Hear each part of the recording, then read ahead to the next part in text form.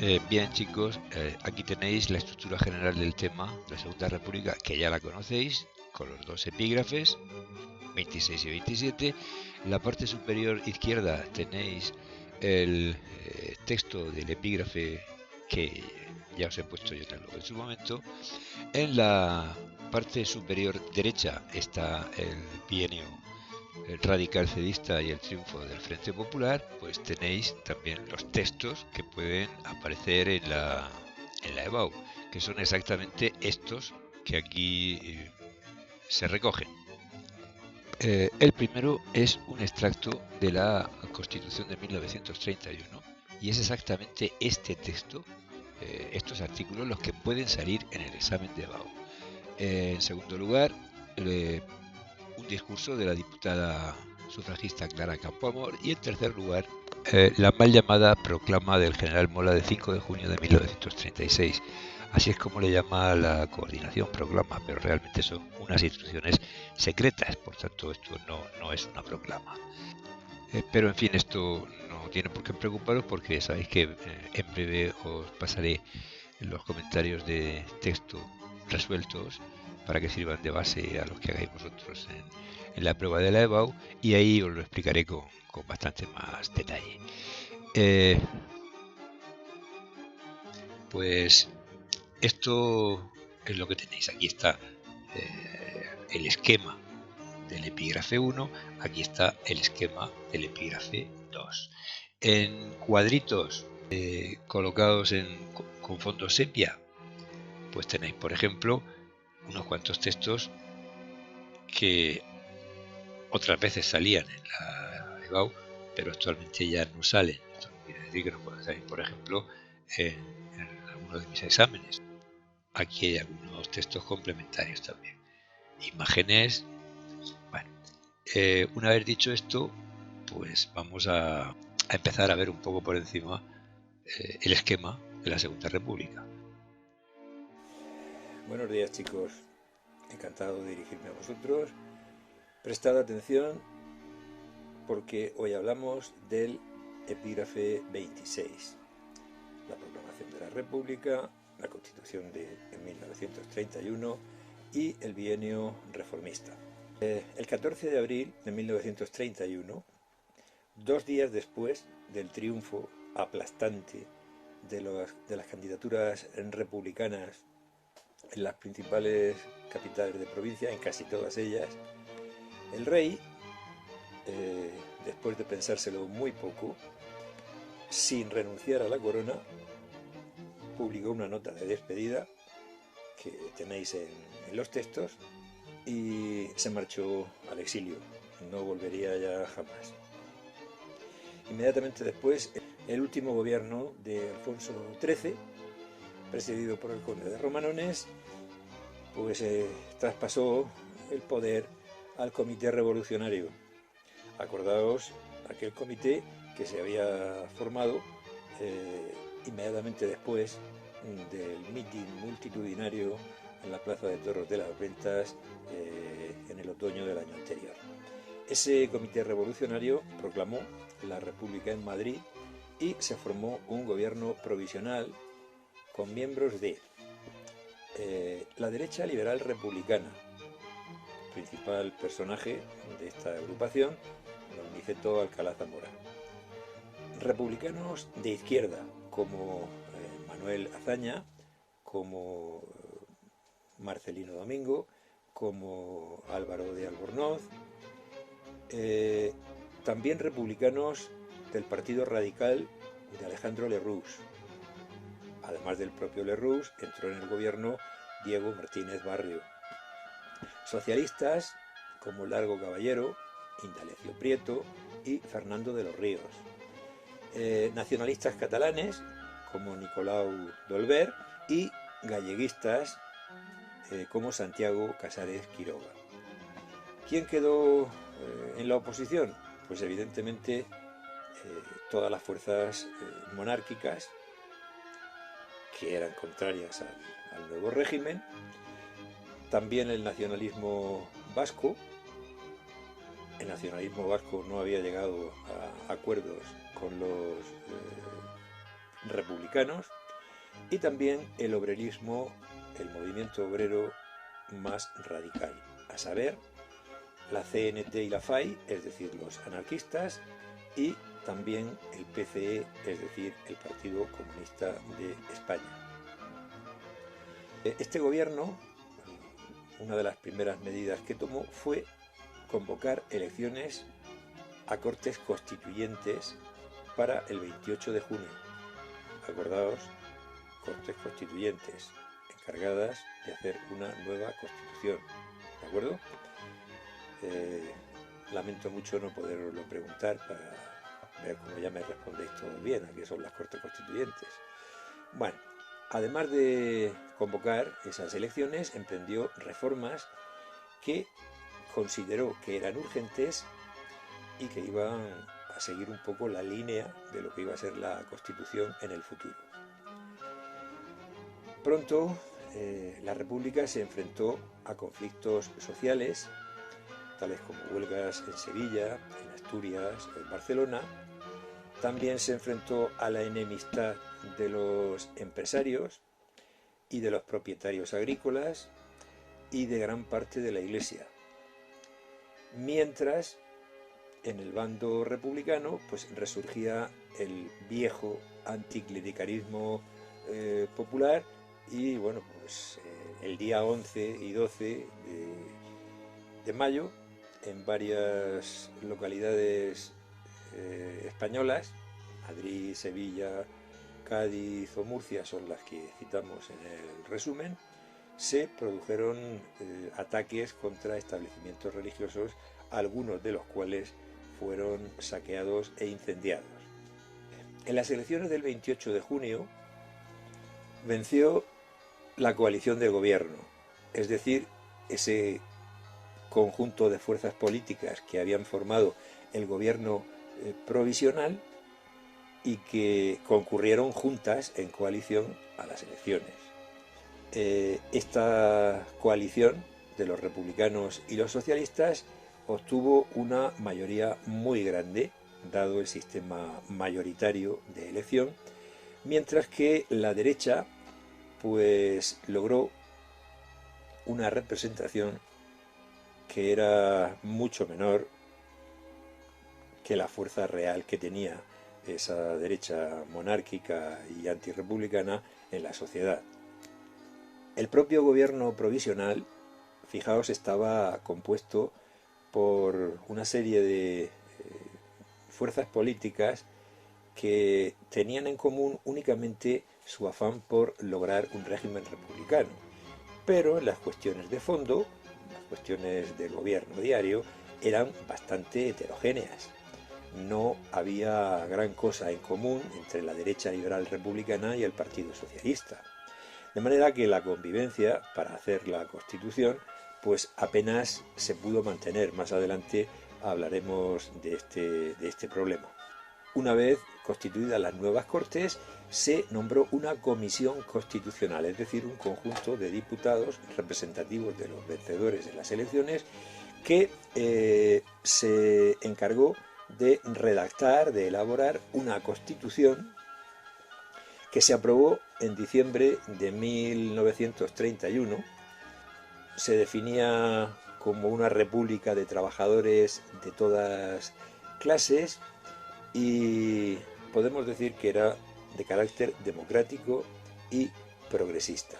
Sin embargo, en la aprobación de la Constitución se aprobó por amplia mayoría, pues ahí se evidenció por primera vez y de forma importante una gran división en el seno del propio gobierno, en el seno de la propia coalición de gobierno, entre la derecha y la izquierda. Aquí incluimos en la derecha a la derecha liberal republicana y a buena parte del Partido Radical de Alejandro Lerroux, ¿de acuerdo? El conflicto entre izquierda y derecha se centró básicamente en las cuestiones religiosas y en la cuestión autonómica. Los católicos, la derecha liberal republicana, por ejemplo, pues se oponía a la pérdida de privilegios de la Iglesia Católica y en todo caso se oponía a la conversión de España en un sistema laico, es decir, independiente por completo de la Iglesia. Mientras tanto, una buena parte de la derecha centralista, pues no aceptó la autonomía regional. La aprobación de los artículos, los privilegios de la Iglesia Católica, los artículos 26 y 27 de la Constitución, generó muchos conflictos y acabó con la dimisión en octubre del presidente del gobierno provisional, Alcalá Zamora, y del ministro de la Gobernación, también de la derecha liberal republicana, Miguel Maura, entre paréntesis, que era hijo de don Antonio Maura, al que hicimos bastantes referencias en el tema anterior. Para tranquilizar a las derechas, es decir, para evitar que éstas vieran la salida de Alcalá Zamora y de Miguel Maura como una deriva radical de la República, pues se acordó nombrar presidente de la República a don Niceto Alcalá Zamora. Esta crisis de gobierno fue aprovechada también por Alejandro Lerroux, que tenía muchas ganas de alejarse de los socialistas, y él y Martínez Barrio pues también salieron del gobierno, y Lerroux pues pasó a convertirse en principio en el jefe, el líder, se dice ahora, ¿verdad?, de la oposición de centro derecha.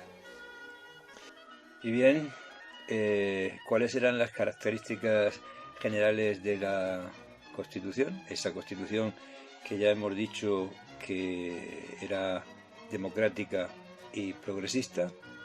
Bueno, pues hay 5 rasgos esenciales que debemos recordar.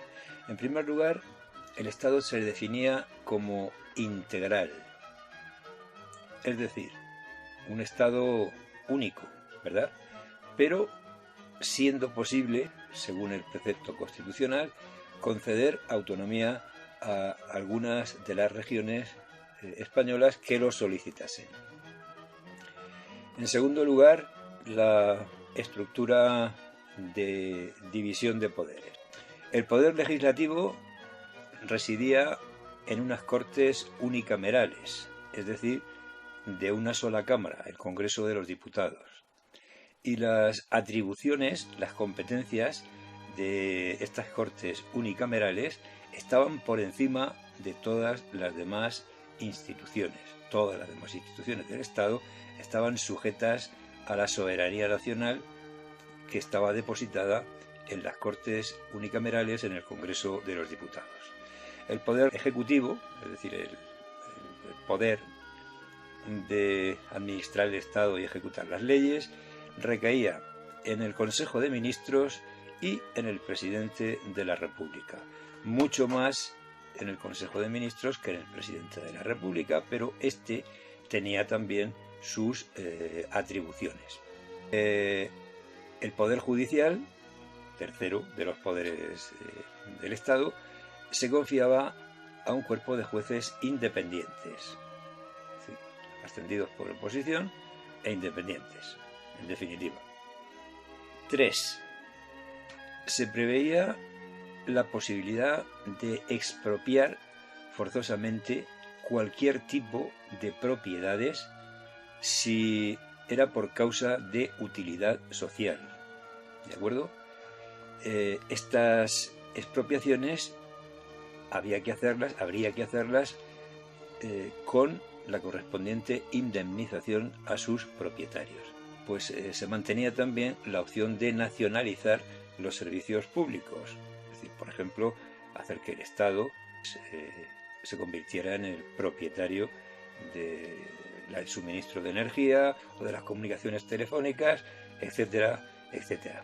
Además de eso, presentaba una amplia declaración de derechos y de libertades que iban más allá de la Declaración de Derechos que solía haber en las constituciones liberales, porque se extendía también a temas económicos y a temas sociales. Establecía el sufragio universal desde los 23 años y por primera vez se concedía el voto a las mujeres.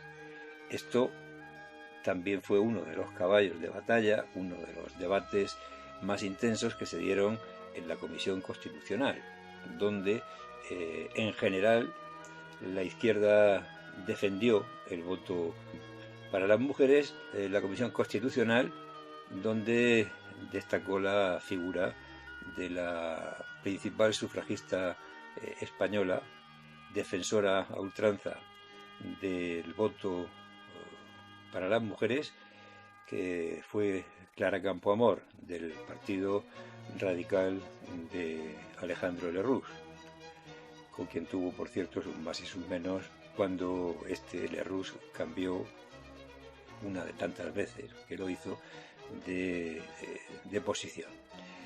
Además, importante, en quinto lugar, se declaraba la separación entre la Iglesia y el Estado, se reconocía el matrimonio civil y se reconocía el divorcio.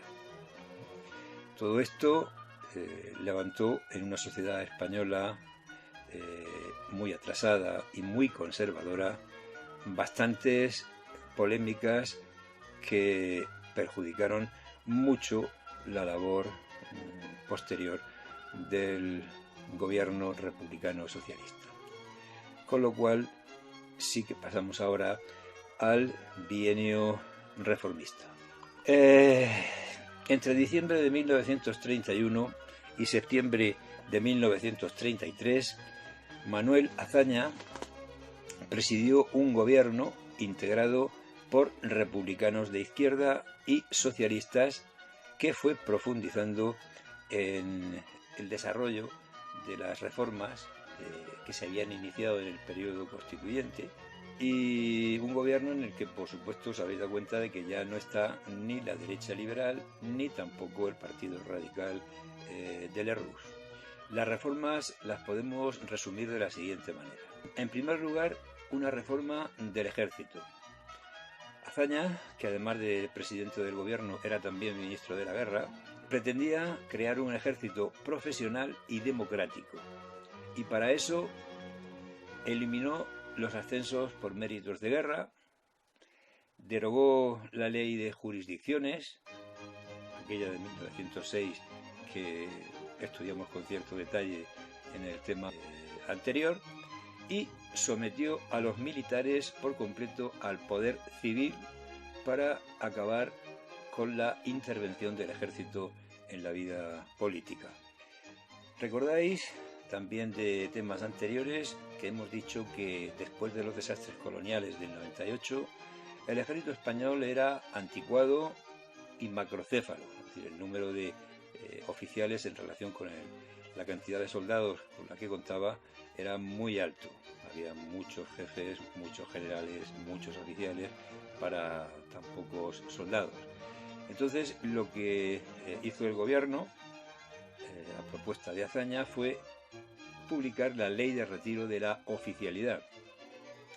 Esa ley obligaba a todos los miembros de las Fuerzas Armadas a jurar lealtad a la Constitución republicana y a la República, y permitía a todos aquellos que no quisiesen jurar o prometer adhesión a la República salir del ejército conservando su sueldo íntegro.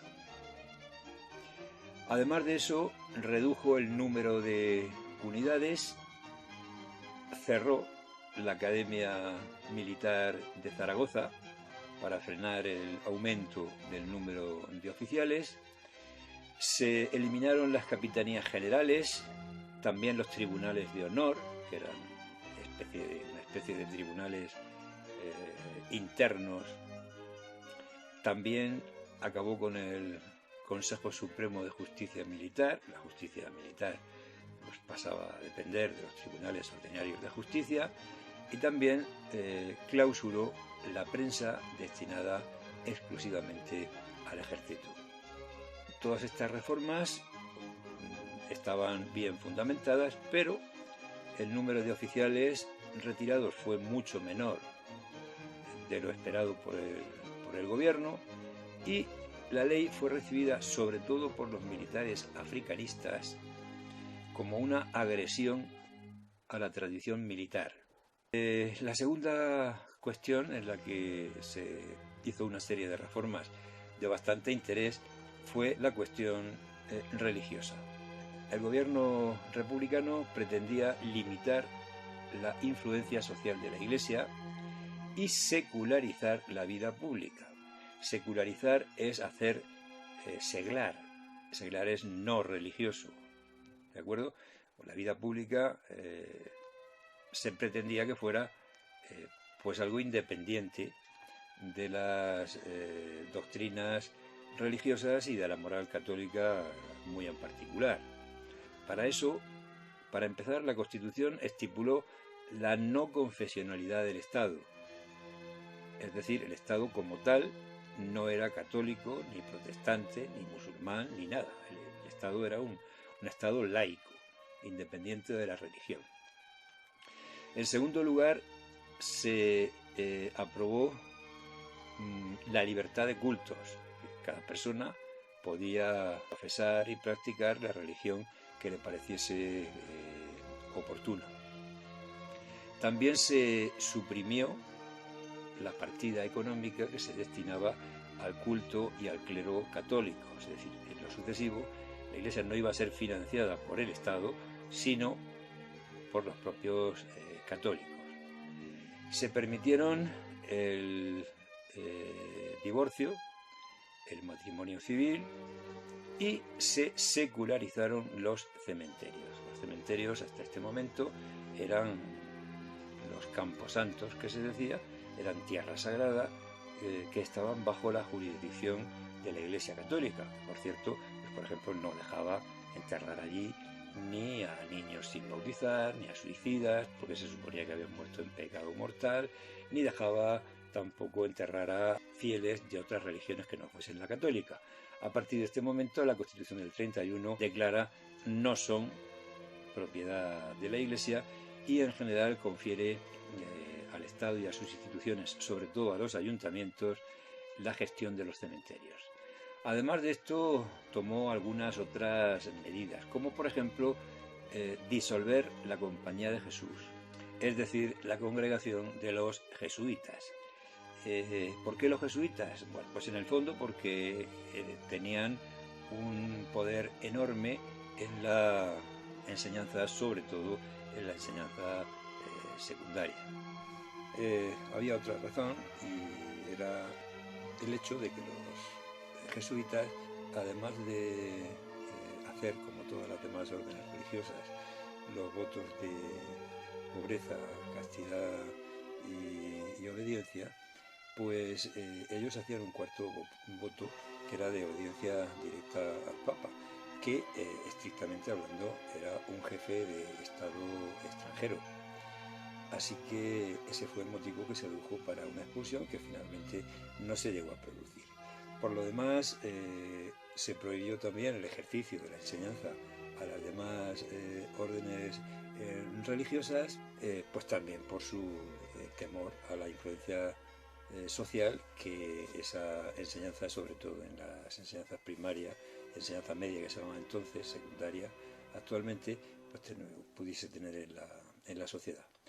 En mayo de 1933, incluso una ley, la ley de congregaciones, larga y duramente discutida con el presidente de la República, que se oponía a su publicación, bueno, pues finalmente sí que se publicó y limitó la posesión de bienes a las órdenes religiosas y también previó la posibilidad de disolverlas en caso de que existiese peligro para el Estado. Este problema, el problema religioso, tuvo como resultado la creación a la República de sus mayores enemigos, y fue un asunto que protagonizó los debates más exaltados. es difícil entenderlo desde la perspectiva de hoy, pero en la España católica de la época este asunto, digamos que impregnó, contaminó todos los demás conflictos que hubo entre la izquierda republicana y la derecha monárquica, entre los partidarios de la República en definitiva y los partidarios de la vuelta al antiguo orden. La siguiente reforma, la más querida por los republicanos, era la reforma agraria. Para el gobierno era importantísimo emprender una reforma que mejorara las condiciones de vida de los campesinos. En ese momento eran más de la mitad de la población activa española. Había cerca de 3/4 de campesinos que eran arrendatarios de tierras, es decir, que no eran suyas, es decir, eran tierras, sobre todo de los grandes latifundistas, la nobleza y la alta burguesía, y había más de 2 millones de jornaleros que dependían para su sustento casi exclusivamente de que los grandes latifundistas los contrataran durante la época de las tareas agrícolas. Hubo una serie de decretos previos del ministro Francisco Largo Caballero de mayo de 1931 y se prohibió cancelar los arrendamientos, se implantó la jornada de 8 horas en el campo, se establecieron salarios mínimos y se obligó a los propietarios a cultivar todas las tierras aptas para el cultivo. La ley de la reforma agraria fue aprobada tras gran oposición en septiembre de 1932. Sus objetivos fundamentales eran expropiar latifundios y asentar campesinos. Se creó el IRA, el Instituto de la Reforma Agraria, y se estipuló que se iban a expropiar sin indemnización las fincas de los grandes de España que eran considerados sospechosos de apoyar el golpe de Estado que había intentado el general Sanjurjo en Sevilla en agosto de 1932, así que estos simplemente sus tierras se expropiaban sin indemnizar, y también se acordó expropiar, pero indemnizando a sus dueños, las tierras que o bien estuviesen mal cultivadas, las tierras arrendadas por sistema, o las que, pudiendo ser regadas, se mantenían en secano y por tanto se mantenían menos productivas. ¿Qué resultado, qué consecuencias tuvo la ley? Pues para empezar hay que decir que la reforma fue muy lenta. Exceptuando las tierras de los grandes de España, se expropiaron muchísimas menos hectáreas de las que estaban previstas y se pudo asentar a muchísimos menos campesinos de los que tenían esperanza de encontrar solución a su situación durante la República. De hecho, apenas se pudo asentar entre el 32 y el 34 a unas 12.000 familias. ¿Y esto por qué? Pues porque la ley era muy compleja, ofrecía muchas garantías de recursos y de pruebas y contrapruebas, de tal manera que la burocracia y la enorme resistencia de los propietarios y la gran falta de recursos para indemnizar a estos propietarios, pues hicieron que la ley fuese muy, muy lenta. Los meses pasaban y los grandes propietarios se dedicaron a poner todos los obstáculos posibles a la ley, mantuvieron una actitud desafiante y agresiva frente al campesinado e incluso frente al propio gobierno, y los que no lo estaban ya pues se aliaron un poco con los enemigos de la República, aquellos grandes empresarios, industriales, financieros, que habían aprovechado además estos primeros meses para sacar muchísimos capitales de España, es decir, para practicar en gran escala la fuga de capitales. Bueno, esto en el apartado de las 4 cosas que podemos decir sobre la mala situación económica a la que tuvo que hacer frente la República, asumiendo las deudas de la dictadura de Primo de Rivera y las consecuencias de la Gran Depresión en Europa, puso su granito de arena en hacer que la situación se fuese deteriorando. Eso los grandes propietarios, pero muchos campesinos, cada vez más, se sintieron muy decepcionados por la lentitud del proceso. Muchos sintieron que al final no iba a lograr lo que pretendían, y poco a poco se fueron orientando hacia posturas más revolucionarias, posturas defendidas sobre todo por los anarquistas y por los comunistas, y eso llevó a veces a graves enfrentamientos entre grupos de campesinos y las fuerzas del orden. Otra gran reforma, la cuarta, fue la reforma autonómica.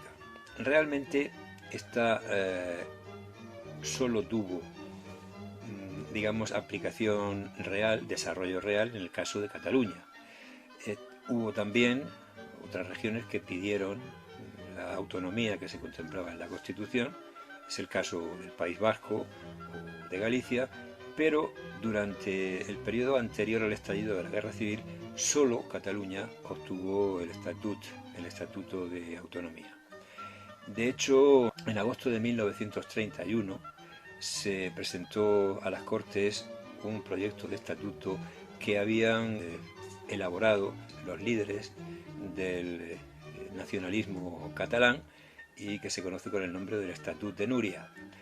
Estos habían sometido ese documento a la consideración de los catalanes y fue aprobado por el 99% de los votantes. A este proyecto se opusieron con muchísima virulencia, es decir, con una vehemencia enorme, con una fuerza tremenda, tanto la derecha como algunos sectores republicanos que fueron retrasando su aprobación. En septiembre de 1932, también aprovechando un poco la euforia republicano-progresista por el fracaso del golpe de Estado del mes anterior, igual que la reforma agraria, este estatuto se aprobó, pero recortado respecto al que había llegado a las Cortes. Según este estatuto, Cataluña contaba con gobierno y parlamento propios, con competencias en materias económicas, sociales, educativas y culturales. Se reconocía al catalán como lengua cooficial de Cataluña, y en las primeras elecciones autonómicas ganó la Esquerra Republicana de Cataluña, siendo Francesc Macià elegido presidente de la Generalidad o de la Generalitat. En el País Vasco las cosas fueron bien distintas, porque aunque el PNV y los carlistas, que se habían aliado de nuevo después de tener un periodo de distanciamiento, aprobaron en junio de 1931 un proyecto de estatuto, el llamado Estatuto de Estella, pues en Madrid, en las Cortes, se les opusieron tanto los republicanos de izquierda como los socialistas, todos estos porque consideraban que el Estatuto Vasco era confesional, era contrario al carácter laico, no confesional, de la República Española, y eso desde luego chocaba con la declaración constitucional de España como un Estado laico. Pero es que además la derecha, la única que hubiese podido apoyar esa confesionalidad del Estatuto Vasco, evidentemente era centralista y se oponía a cualquier intento de descentralización. Finalmente esto llevó a que la aprobación se fuera retrasando, las negociaciones se interrumpieran, se dilataran, incluso se aparcaran durante algunos periodos, hasta que ya iniciada la Guerra Civil, en octubre de 1936, el lehendakari, el futuro lehendakari, José Antonio de Aguirre, firmará un texto más democrático que fue aceptado por las Cortes republicanas. En Galicia el proceso de estatuto, de autonomía, fue muy lento. El 28 de junio de 1936 se hizo un plebiscito, una especie de referéndum en Galicia para aprobar un proyecto de estatuto de autonomía para llevar a las Cortes a Madrid, pero no se llevó a ningún sitio porque estalló en julio la Guerra Civil y Galicia quedó en poder de los sublevados. La quinta de los grupos de reformas son las sociales, educativas y culturales. Bien, aquí hemos de resumir esto mucho. En primer lugar, el ministro de Trabajo, Largo Caballero, propició mejoras en la legislación laboral, como por ejemplo la ley de contratos de trabajo, que regulaba la negociación colectiva, es decir, que los trabajadores iban a tener derecho a negociar las condiciones de sus contratos con los terratenientes, con los patronos. También se aprobó la ley de jurados mixtos, la semana laboral de 40 horas, aumentos de salarios, se promovió la creación y la extensión de seguros sociales y se reforzó muchísimo el papel de los sindicatos en los contratos de los jornaleros. En adelante, los grandes propietarios, pues para contratar trabajadores no iban a tener más remedio, en la inmensa mayoría de los casos, que dirigirse a los sindicatos a los que estos se supone que iban a estar afiliados. En el campo de la educación, se ha dicho muchas veces que la República fue sobre todo una república de maestros. La idea del ministro Fernando de los Ríos y del gobierno en general es que la renovación y el avance, no solo cultural, sino también en el futuro, el avance tecnológico, científico y demás, debía basarse en una extensión de la educación y en un aumento de la calidad de esta. Esta era una tarea a muchos años vista que la República inició con muchísimo impulso. Se crearon 10.000 nuevas escuelas, 7.000 nuevas plazas para maestros y se incrementó el presupuesto educativo en un 50%. Además, se adoptó un modelo de escuela mixta, es decir, chicos y chicas, niños y niñas en las mismas aulas, laica, es decir, desprovista de contenidos religiosos. Esto sentó fatal a la Iglesia, dentro del combate continuo entre defensores de la religión católica y defensores del laicismo, pues la retirada de crucifijos de las escuelas, de estampas religiosas y demás, pues causó mucha polémica, pero lo cierto es que el modelo que se implantó fue el de escuela mixta, laica, obligatoria y gratuita. En el campo cultural, pues para promover el desarrollo entre los más pobres, el desarrollo de la cultura, se crearon las llamadas misiones pedagógicas, que entre otras muchas acciones se encaminaban a difundir la cultura en zonas rurales que raramente tenían acceso a manifestaciones culturales. Se llevaban bibliotecas, cines, coros, teatros, conferencias, etcétera, etcétera. Muy conocida la Compañía de la Barraca, donde participó Federico García Lorca. Todas estas reformas levantaron pues una oleada de protestas enormes por parte de los sectores más conservadores de la sociedad española. De hecho, la vida política se polarizó, es decir, se fue agrupando en torno a posiciones cada vez más cercanas al extremismo de izquierdas o al extremismo de derechas. Los debates fueron muy duros, muy enconados, las acciones ilegales proliferaron, tanto por parte de los terratenientes, los empresarios, los financieros, como por parte de numerosos grupos de trabajadores empujados por comunistas y sobre todo por los anarquistas. Y finalmente la República se encontró con la resistencia de sectores de la Iglesia muy poderosos, con la resistencia de una buena parte del ejército. Los terratenientes, en fin, gente poderosa que fue reorganizando a la derecha monárquica antirrepublicana. Los más intransigentes de estos opositores a la República crearon organizaciones autoritarias del tipo de Falange Española o de las Juntas de Ofensiva Nacional Sindicalista, las JONS, por ejemplo. También partidos como Renovación Española. Mirad el cuadrito que hay ahí en la presentación Preci, donde viene un resumen esquemático de las principales fuerzas políticas a lo largo de la República.